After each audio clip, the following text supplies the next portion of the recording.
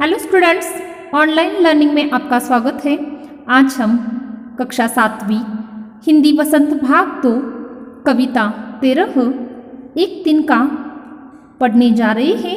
यह कविता अयोध्या सिंह उपाध्याय हरिऔंध इन्होंने लिखी है। तो बच्चों, इस कविता में कवि अयोध्या सिंह उपाध्याय यही समझाने जा रहे हैं कि हमें कभी भी अपने आप पर घमंड नहीं करना चाहिए। इस कविता में उस समय का वर्णन किया है जब कवि अपने आप को श्रेष्ठ समझने लगे थे।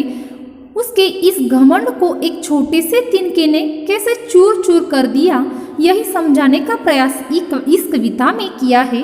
तो चलो देखते हैं कविता। पाठ क्रमांक 13 कविता एक तिनका। बच्चों, इस कविता में कुल मिलाकर 3 परिच्छेद है। उसमें से पहला परिच्छेद, मैं घमंडों में भरा ऐटा हुआ एक दिन जब था मुंडेरे पर खड़ा, अचानक दूर से उड़ता हुआ एक तिनका आंख में मेरी पड़ा। एक तिनका इस कविता की इन पंक्तियों में कवि अपने घर की मुंडेर पर घमंड में खड़े हैं। तभी अचानक उनकी आंखों में कहीं से उड़कर एक छोटा सा तिनका आ गिरता है। बच्चों, यहाँ पर ऐट का अर्थ है अकड़ा, अकड़ना यानी गर्व से खड़े रहना। जैसे कि मुझ जैसा कोई नहीं है, मुझ जैसे खेलना किसी को नहीं आता है, मुझ जैसी पढ़ाई करना किसी को नहीं आती है, ऐसे बहुत सारे बच्चों को गर्व होता है, उसे ही कहते हैं ऐटना। मुंडेरे का अर्थ है छत का किनारा। तिनका यानी सूखी घास का एक टुकड़ा। जब कवि अपने मुंडेरे पर खड़े थे, घर की मुंडेरे पर, तब अचानक कहाँ से तो एक छोटा सा तिनका आकर उनकी आंखों में चला जाता है। तो उनकी स्थिति क्या होती है देखो। अभी अभी तो वो बहुत ही ऐंठ में खड़े थे, बहुत ही गर्व में खड़े थे। अब क्या होता है आगे देखते हैं अगले परिच्छेद में।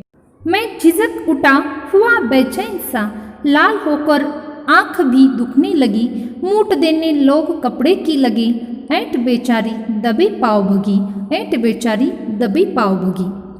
एक तिनका कविता की इन पंक्तियों में कवि ने आंख में तिनका गिर जाने के बाद अपनी हालत कैसी होती है इसका वर्णन किया है। कवि कहते हैं कि आंख में तिनका चले जाने से उन्हें बड़ी ही बेचैनी होने लगी। बेचैनी होना यानी परेशान होना, यानी आंख दुखने लगी है उनकी। लोग कपड़े का उपयोग करके उनकी आंख से तिनका निकालने की कोशिश करने लगे। इस दौरान उनकी ऐंठ जो थी और घमंड जो था वह बिल्कुल चूर चूर होकर कहीं तो दूर भाग गया है। देखो बच्चों, झिझकना का अर्थ है संकोच करना, बेचैन का अर्थ है परेशान होना, और मूठ देना इसका अर्थ है जो कपड़े को मोड़कर गोल कपड़ा बनाया जाता है, उससे सेका जाता है, उसे कहते हैं मूठ देना। और दबे यानी क्या? उपाय।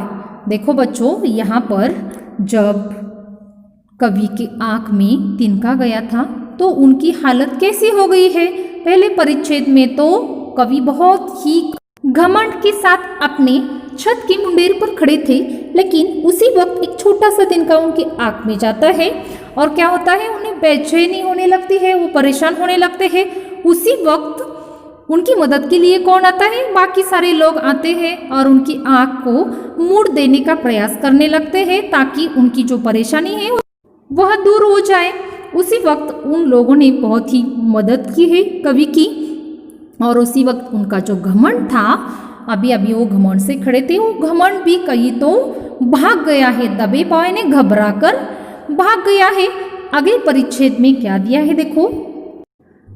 जब किसी ढब से निकल तिनका गया, तब समझने यो मुझे ताने दिए, ऐठता तो किस लिए इतना रहा, एक तिनका है बहुत तेरे लिए, एक तिनका है बहुत तेरे लिए। एक तिनका इस कविता की पंक्तियों में कवि ने तिनका निकल जाने के बाद अपनी हालत का वर्णन किया है। वो इन पंक्तियों में कहते हैं कि जैसे जैसे उनकी आंखों में तिनका निकल गया, इसके बाद उन्हें मन में एक ख्याल आया कि उन्हें घमंड नहीं करनी चाहिए। घमंड ही नहीं करनी चाहिए था। उनका घमंड तो एक मामूली से छोटे से तिनके ने भी तोड़ दिया है। इन पंक्तियों के जरिए कवि हमें भी घमंड से दूर रहने का संदेश दे रहे हैं। चाहे इंसान कितना भी बड़ा हो जाए, उनका घमंड चकनाचूर हो ही जाता है। इसलिए इन पंक्तियों में भी कवि समझाने जा रहे हैं कि जब किसी ढब से निकल तिनका गया, यानी उनकी आँख से जब तिनका निकल गया, तब समझ ने यो मुझे ताने दी, यानी उनकी जो समझ थी उन्होंने उन्हें सिखाया है, ताने दिए है। क्या कहा है देखो समझ ने, एटा तू किस लिए इतना रहा, यानी इतना तू घमंड में क्यों था। एक तिनके ने तो तुम्हारा घमंड यूं ही चूर कर दिया। ये समझ ने कवि को समझाया है। देखो कितना अच्छा संदेश इस कविता से देने का प्रयास कवि ने किया है। और एक बार इस कविता का सारांश फिर से देखते हैं। इस कविता में उस घटना का वर्णन किया गया है जब कवि की आंख में एक तिनका गिर गया था। उस तिनके से काफी बेचैन हो उठे कवि। उसका सारा घमंड चूर हो जाता है। किसी तरह लोग कपड़े की नोक से उनकी आंखों में पड़ा तिनका निकालते हैं तो कवि सोच में पड़ जाता है कि आखिर उसे किस बात का घमंड था जो एक तिनके ने उनके घमंड को जमीन पर लाकर खड़ा कर दिया। उसकी बुद्धि ने भी उसे ताने दिए कि तू ऐसे ही घमंड करता था तो तेरे घमंड को चूर करने के लिए एक तिनका ही बहुत है। इससे यह संदेश मिलता है कि व्यक्ति को स्वयं पर घमंड नहीं करना चाहिए। एक तुच्छ व्यक्ति या वस्तु भी हमारी परेशानी का कारण बन सकती है। हर वस्तु का अपना महत्व होता है, इसीलिए कभी भी अपने आप पर घमंड नहीं करना चाहिए। इस कविता में उस समय का वर्णन किया है जब कवि अपने आप को श्रेष्ठ समझने लगे थे। उससे इस घमंड को एक छोटे से तिनके ने चूर चूर कर दिया। बच्चों, आपको कविता समझ में आ चुकी होगी। आपको यह वीडियो बहुत अच्छी तरह से देखना है, समझना है और यह कविता सुंदर हस्ताक्षरों में अपने काफियों में लिखनी है और इसका सारांश भी आपको अपने काफियों में लिखना है ताकि आपको यह कविता बहुत अच्छी तरह से समझ में आ जाएगी। धन्यवाद।